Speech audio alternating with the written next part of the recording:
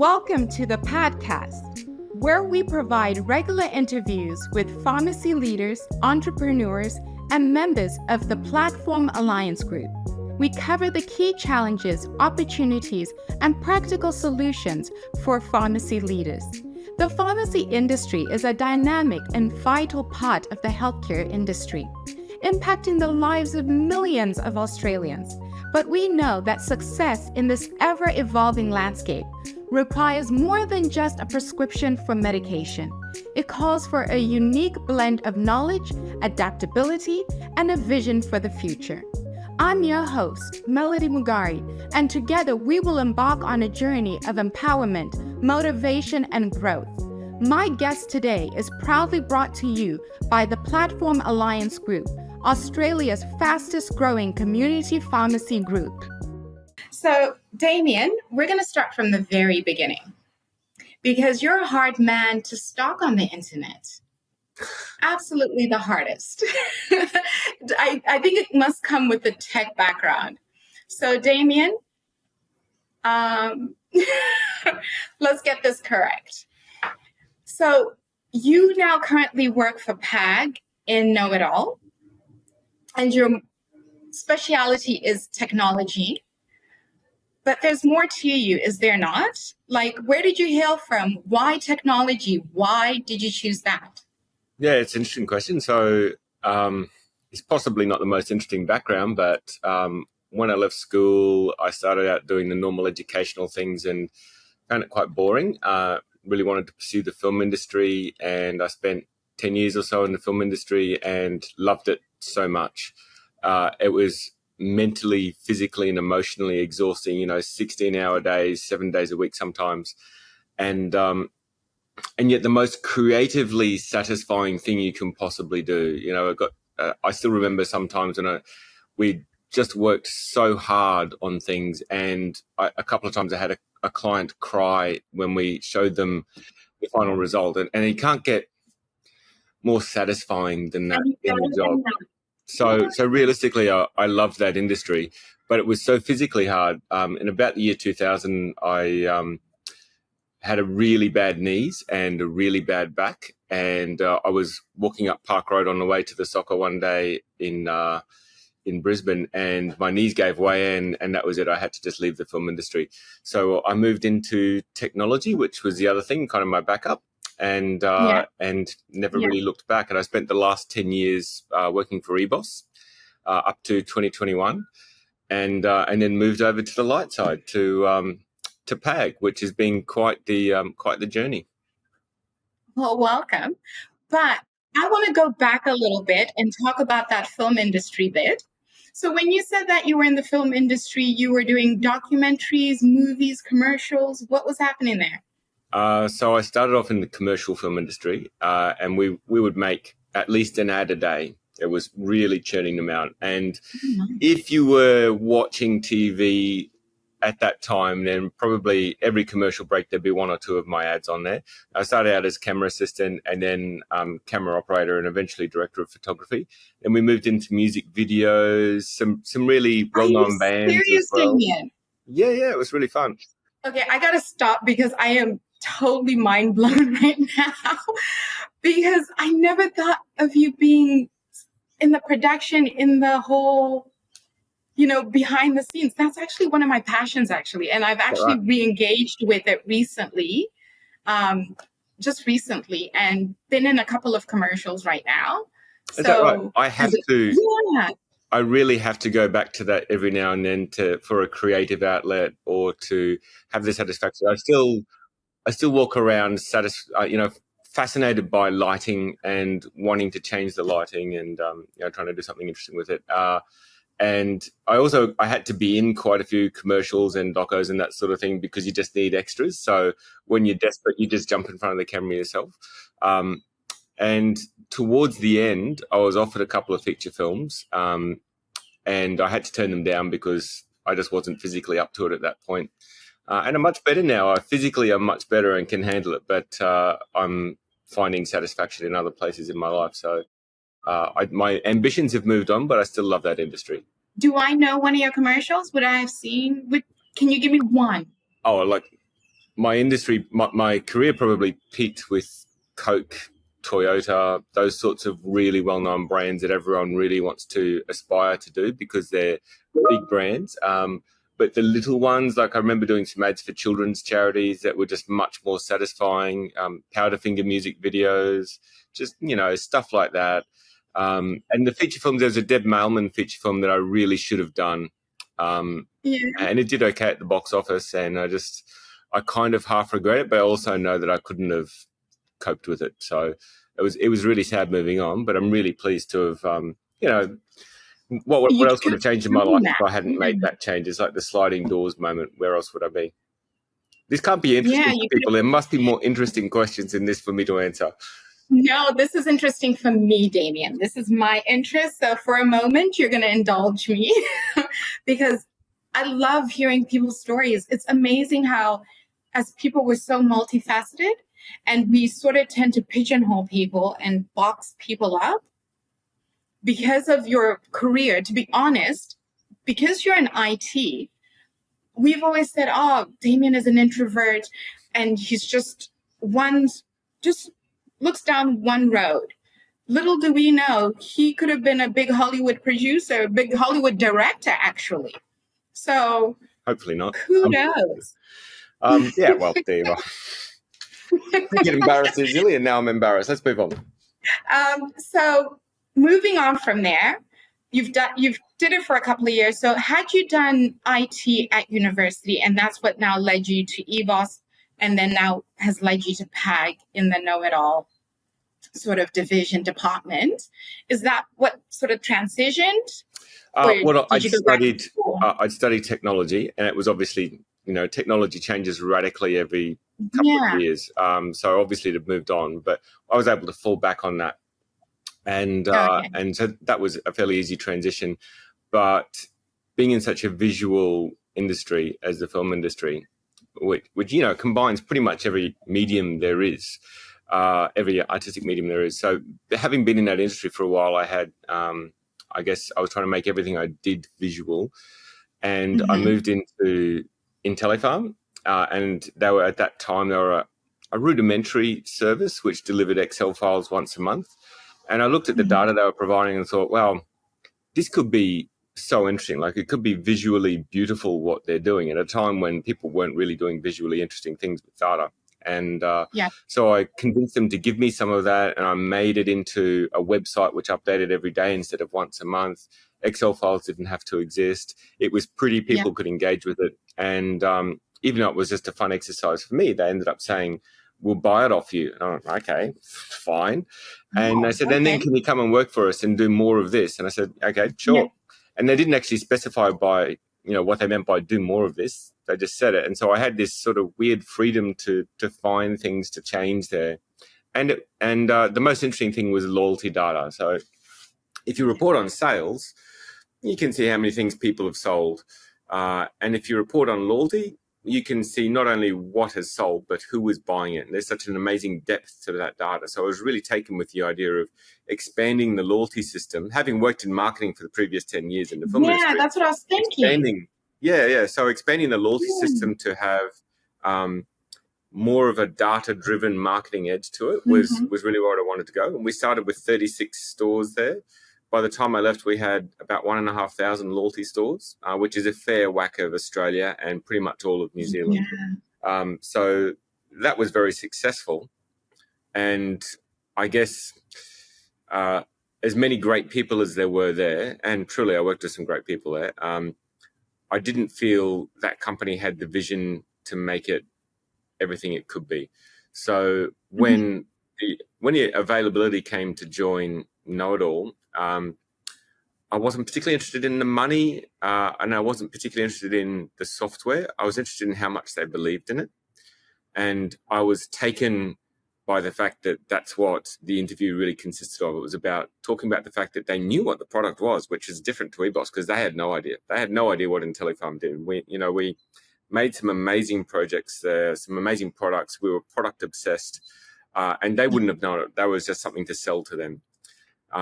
PAG is genuinely different. They know what we do.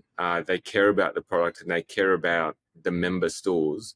And I really feel that difference from having come from a wholesaler running a technology company. Here we're from someone who actually Now wants member the product focus. itself to succeed, not just a bottom line to succeed or a company to succeed, but they believe in the product itself. So for me, what I get my satisfaction from is believing in the product. You know, I want that client crying moment because something is so great. So I guess that's what I'm always trying to go back there.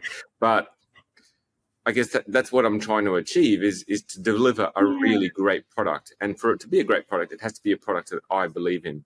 And True. And it's really easy to listen to the nonsense that people come out with in a corporate session.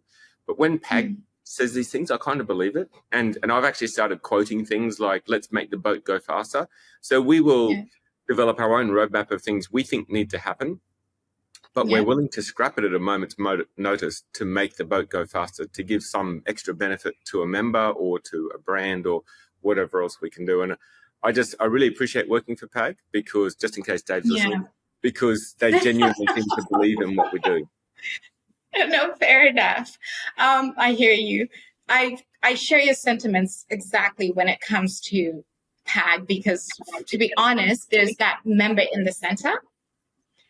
And it's for the benefits of the member as well as the community in which that member sits in.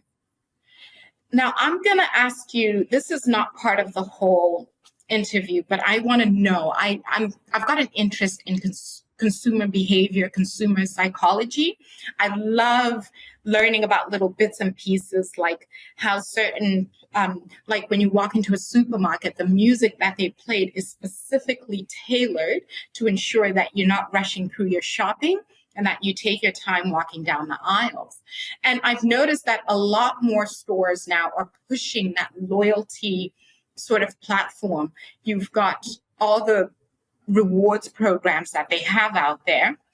Even airlines are pushing it, and even more so after COVID to get everyone back into the air and re-engaging.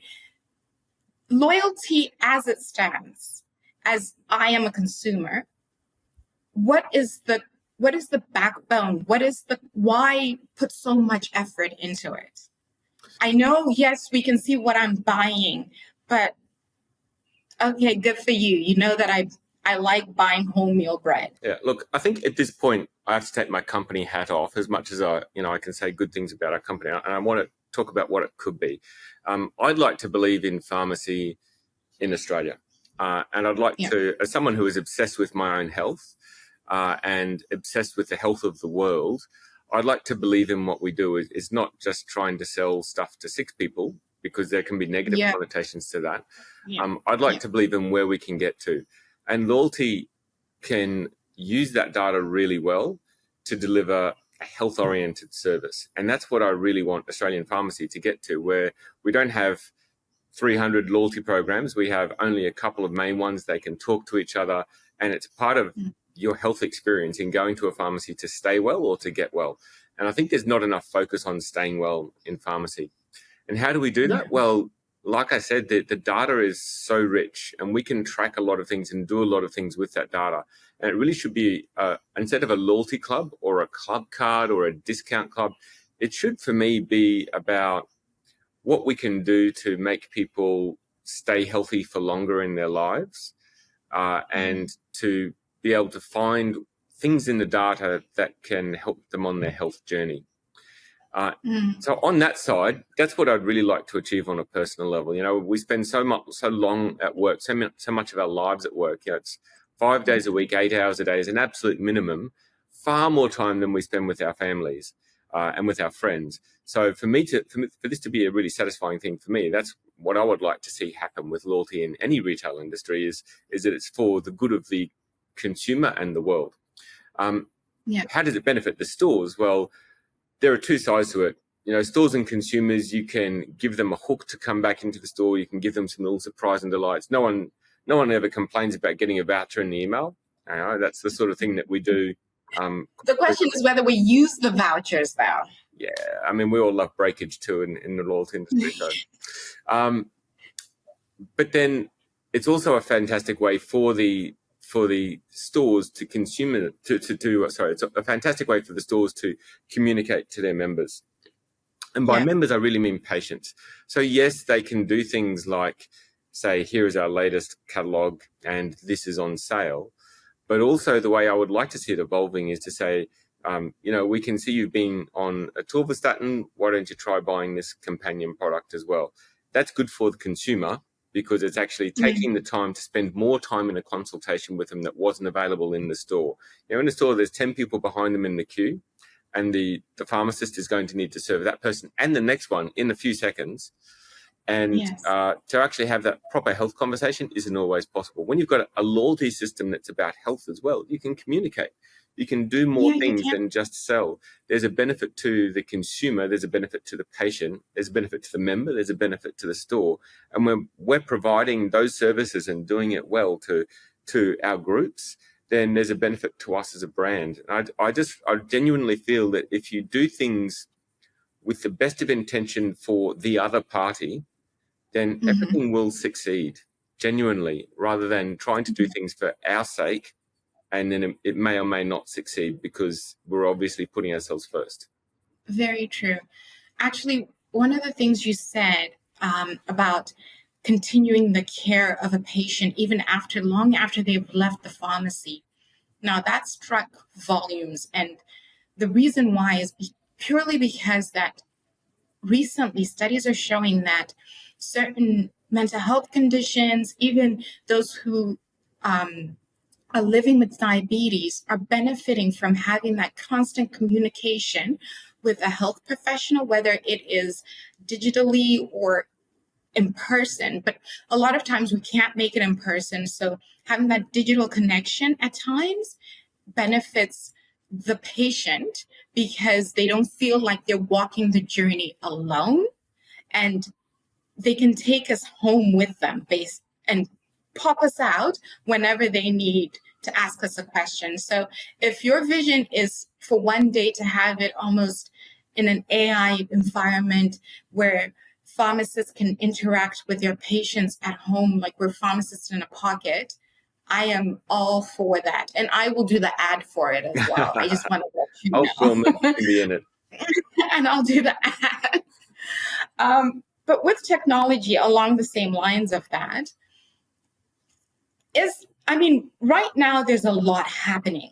Like it's as if internet, like it shot us up to another scale. So social media took us to another scale. And then now we've got ChatGPT and all this AI technology coming in. That looks like it's shooting us to a whole different scale. Does that translate in your everyday sort of development, like when you're thinking of new ideas? Because I think that one time I came up to you, and this was before WhatsApp actually even had their business accounts, and I sort of was asking on behalf of one of our sister stores, not in Australia, and I was like, can we do an EDM via WhatsApp? Like, is that a possibility? Because in that country, SMS was going to be a very expensive sort of way of trying to do it, but using WhatsApp would have been a more cost-effective way. Do you find that you constantly have to just grasp whatever is there and utilize it and plug it in as quick as possible? Yeah, look, the most interesting thing about the technology industry is how quickly it changes.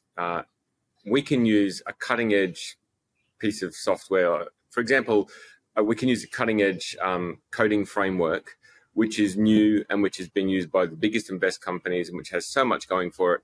And in 2 years, it will be outdated and ready to be deprecated, and we'll need to update our software. And as dangerous as that sounds, it is the most interesting thing about the environment. You can almost guarantee that your job will be roughly the same in 2 years with what you're doing. Little responsibilities will come and go. I know that my job will be totally different, and I won't have a different title. I won't be doing anything to encourage that change. It will just be totally different because technology is like that. Yeah, you could be AI in 2 years. Hopefully. I think the biggest change we've had in terms of technology since the Industrial Revolution was actually the smartphone. It totally revolutionized the world, the entire world. And it's really made a lot of people engage with technology. And if people are waiting for AI to come in and do something profound, they need to look over their shoulder because it's happened. most things that we're doing online, most things we do in our smartphone, they're going to be AI driven. You know, there's so much in the latest couple of operating systems from Android and Apple that are so deeply AI driven. You can't see a photo these days that isn't basically taken with AI. So AI is here.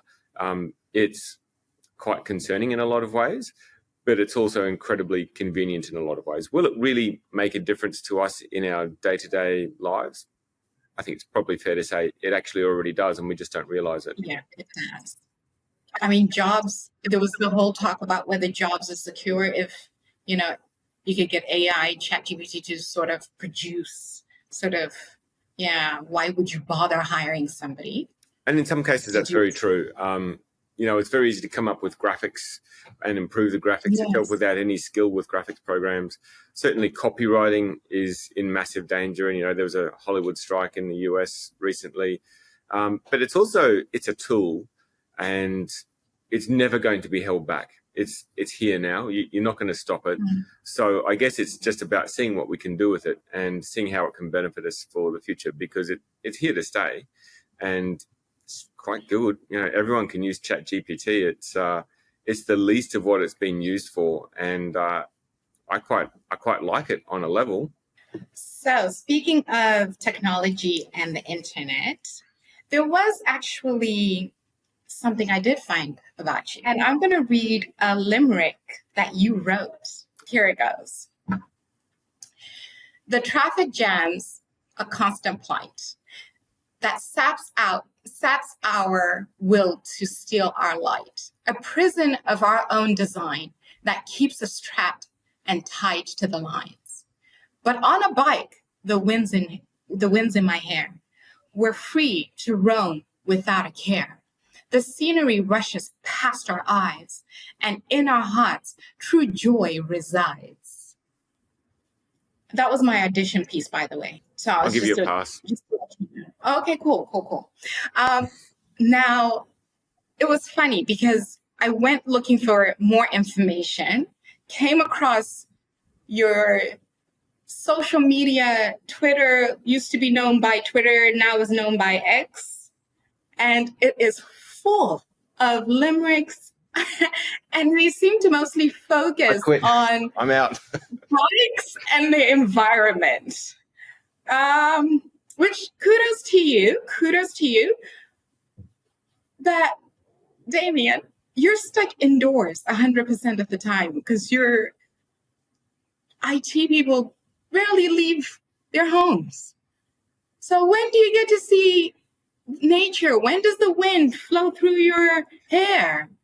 Yeah, look, so most IT people, so I'm going to talk for the Kia team. My team, when they work from home, they get up earlier than is reasonable and jump on their computers. And because we're in IT, I can see when they're doing work, and I can see what work they're doing, and I can see commits flowing in. And I see, you know, messages start coming to me about work from 6 o'clock in the morning. And sometimes I'll see them at 1 o'clock in the morning, sometimes, and quite frequently 9 or 10 o'clock at night, because that's IT people. We get up and we're on the computer. It's less so when we have to work from the office. That's true. But IT people love that. I guess in my position, I have to sit between IT people and normal people. And I act as that translator. I guess I grew up with a very environmental mother.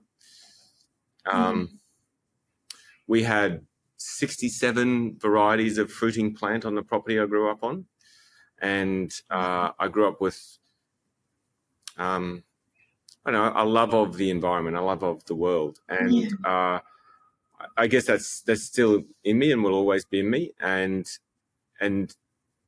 it kind of left for a while and became someone who was just a normal office worker and, you know, just went to the office every day in a car and forgot about that. And then one day, in the mid 2010s, I, for some reason, jumped on a bike, and from my property at the time, it was just like a normal suburban Brisbane property. It was a slight downhill,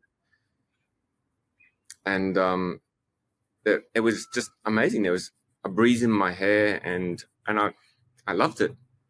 So after a while, I started riding to work, and I was arriving at work in a good mood, and I was leaving work just looking forward to the ride home so much. And it was 20 kilometers each way, and I was unfit and unhealthy. And so it led to me changing my life, becoming a vegan, becoming a full-time cyclist. In 2020, I sold my car and moved into a house where we're on a bike path, which you can not quite see behind me. So it was kind of a life change. And I guess, I know some radical people. I try not to be that person who tries to promote that sort of thing. But let me put it this way. You don't go home after you commute in the car and write a limerick about how amazing it was. I don't think anyone talks about the commutes to work in a car and talk about how good that is. When we think about the things that we like, they're rarely, if cars are so great, why doesn't anyone want to live on a main road? Why are we okay with destroying that bit of the world for the sake of cars when there are much better ways to do things? So I guess I can get ranty about the environment, but ultimately... No, you are quite passionate about it. You are very passionate about it. And you actually highlighted a stat for me when I was in Brisbane, and because I had come to Brisbane to attend FIP, the Pharmacist International Conference. And I mentioned to you that they actually spoke about climate change and global warming actually affecting pharmacy.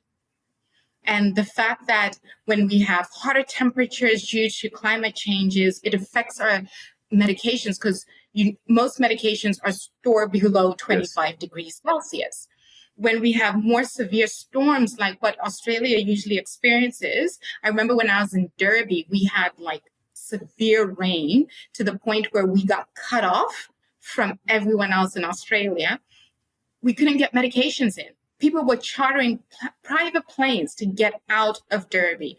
The Woolies had to send over a barge to actually bring us our food. So simple things like that, where we are flooded or where there's fires, we actually cannot get medicines to our patients. So an increased drought as well means that food malnutrition is a lot higher. There's more health risks with the pollution that we emit. So I totally, and it was only after I attended that conference that I actually went, wait a minute. I've never really thought about global warming or climate change in a pharmacy setting. You tend to think, that does not affect me. That does not apply to me. But then when you look at it as patients' mental health is affected because they're in a concrete jungle. They don't have anywhere to go and find respite, or food is in short supply, or, something simple as a flood has brought on malaria or dengue fever. All those sort of elements, it gets you thinking. And I think what do we do about it?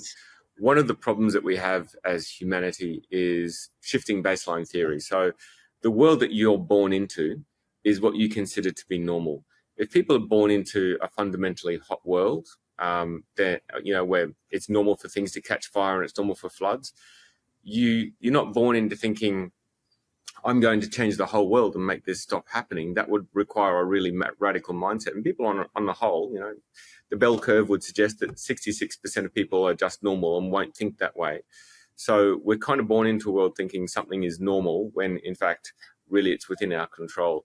And in that sense, shifting baseline really hurts our ability to act on something.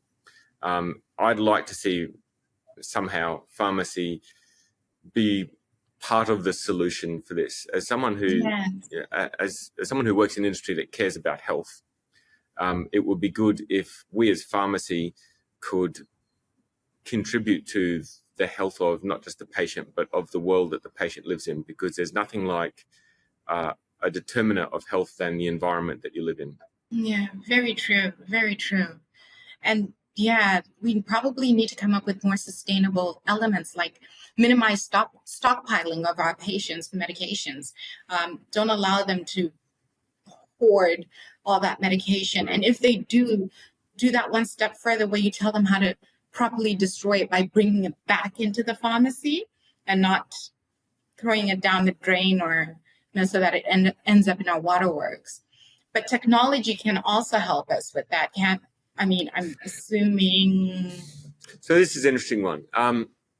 Can technology help us save the environment? Probably. AI probably can be a shortcut to finding technological solutions to the environment.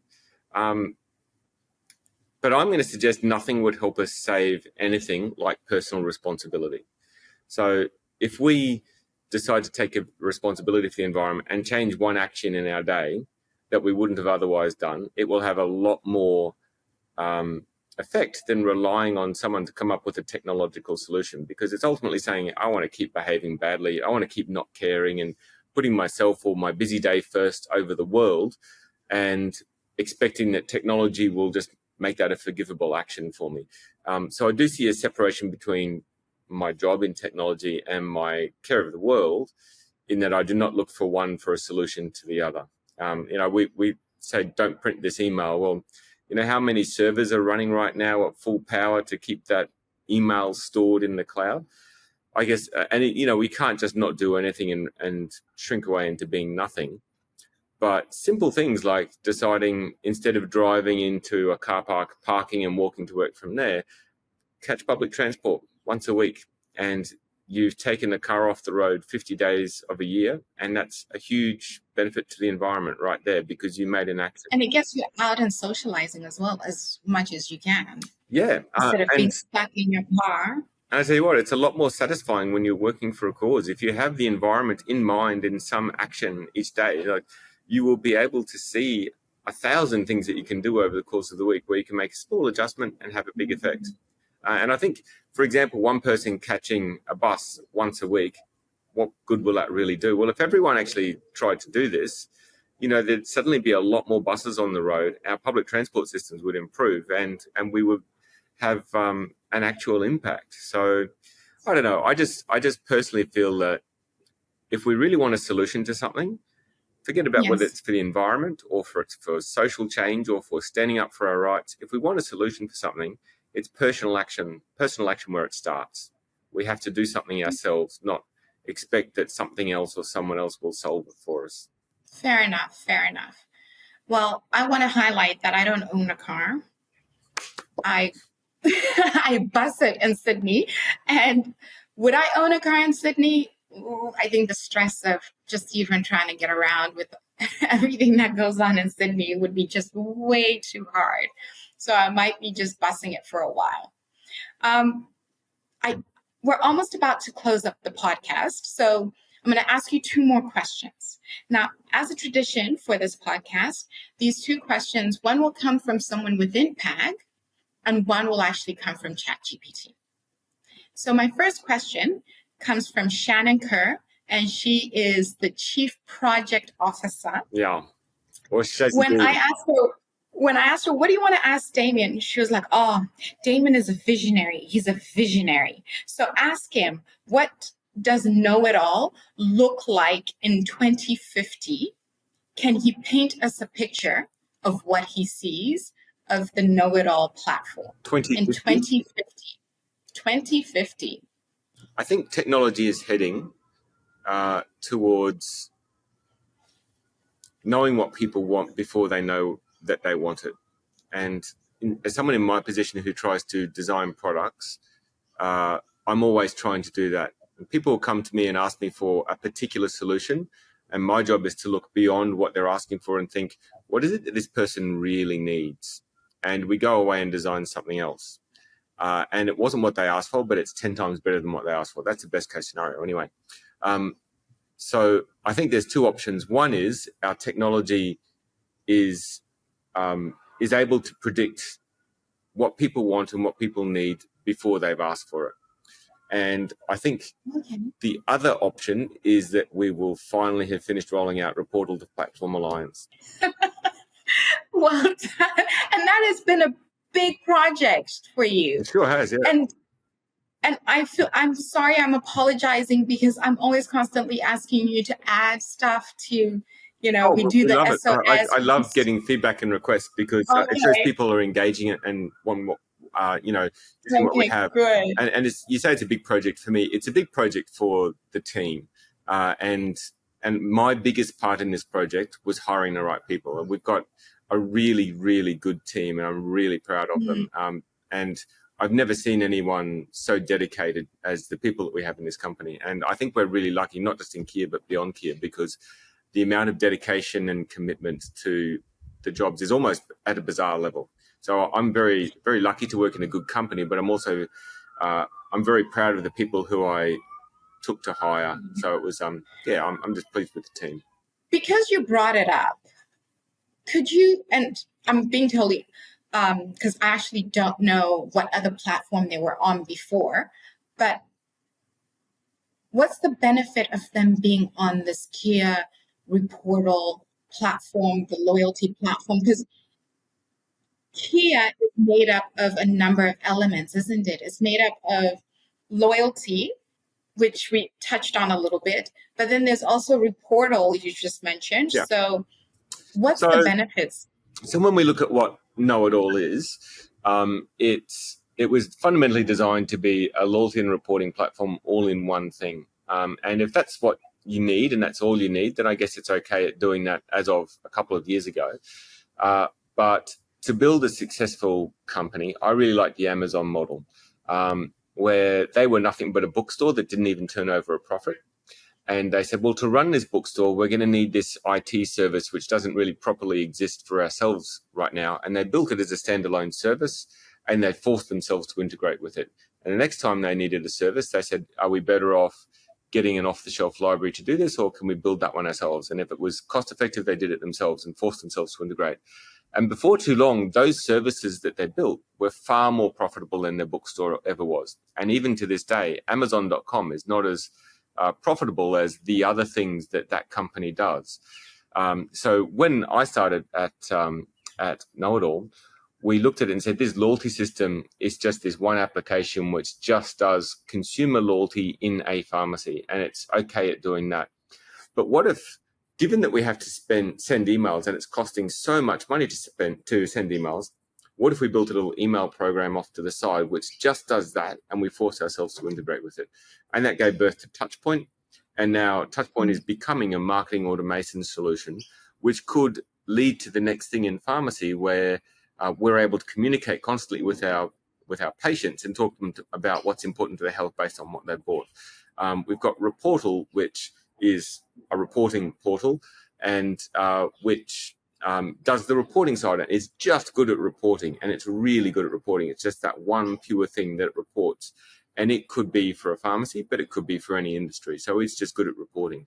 And there's a number of other suites of systems that our users don't currently see, which exist on my home screen in Epica, because I can see everything in our system. So we've split it out into every individual service we need. Mm-hmm.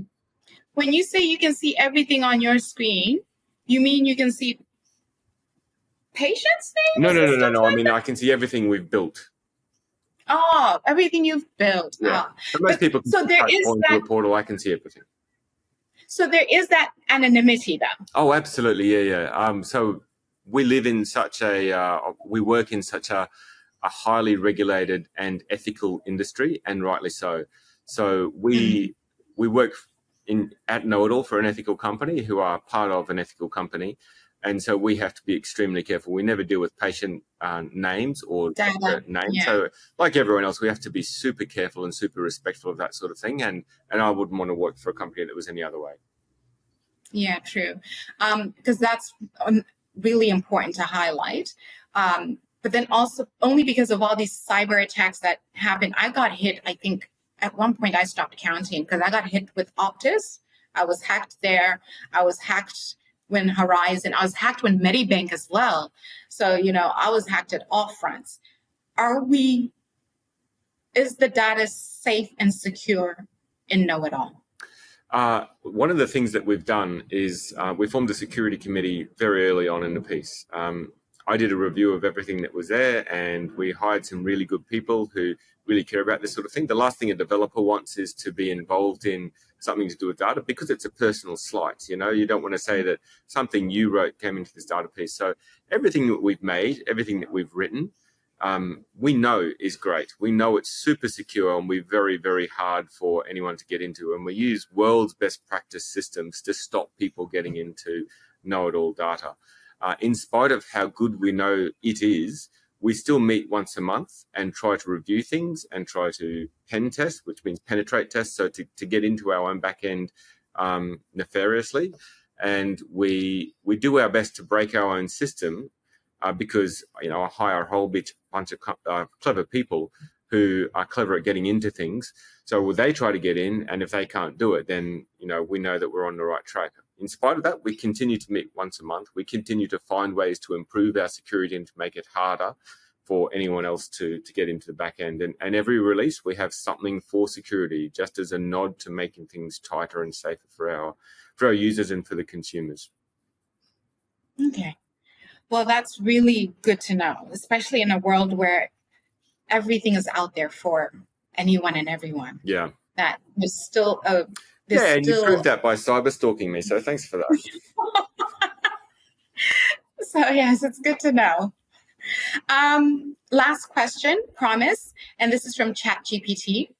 If you could invent an eco-friendly superhero gadget, what would it be, and how would it save the planet from environmental villains like plastic waste and carbon emissions?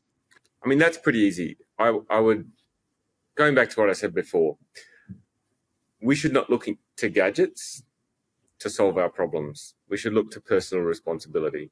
Lovely. Well, thank you. Look, we're done. I'm sure that is the most boring podcast that's ever been produced, and I'm really sorry to anyone who is just waking up at the end of this podcast going, what have I just done? No, you're good, Damian.